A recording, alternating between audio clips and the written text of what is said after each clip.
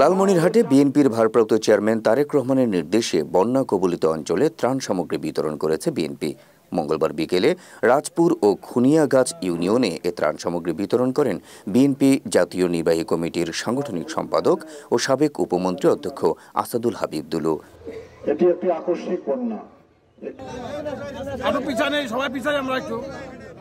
এ সময় তিনি জানান, ভারপ্রাপ্ত চেয়ারম্যান তারেক রহমানের নির্দেশে অসহায় বন্যা কবলিত মানুষের পাশে তারা ত্রাণ সামগ্রী তুলে দিচ্ছেন। এরপর কৃষকদের জন্য ফসলি বীজ এবং সার বিতরণ করা হবে বলেও জানান তিনি। এ সময় বন্যা কবলিত প্রায় 500 পরিবারের মাঝে ত্রাণ সামগ্রী তুলে দেওয়া হয়। আমাদের প্রিয় নেতা সুদূর লন্ডন থেকে যখন খবর পেয়েছে যে এই তিস্তার অববাহিকায় বন্যা হয়েছে, গতকালকে আমাদের সঙ্গে জরুরি বৈঠক উনি করেছেন। করে আমার ডিভিশনের মধ্যে নীলফামারী, রংপুর, লালমনিরহাট, কুড়িগ্রাম, গাইবান্ধা 5টি জেলায় বন্যায় আক্রান্ত হয়েছে। প্রত্যেকটি জেলায় গতকালকে আমরা ত্রাণ পুনর্বাসন কমিটি গঠন করেছি। এটি আজকে হয়তো আমরা সামান্য আপনাদের জন্য নিয়ে এসেছি, কিন্তু এটা ধারাবাহিকভাবে অব্যাহত রাখা হবে ইনশাআল্লাহ।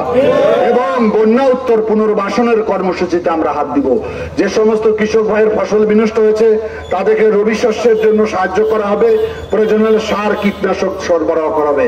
আমরা কিন্তু সরকারের পক্ষ থেকে যতটুকু আমরা নিয়ে এসেছি আমরা সেটা আজকে বিতরণ করব, তারপরে আমরা খুনিয়াগাছে যাব।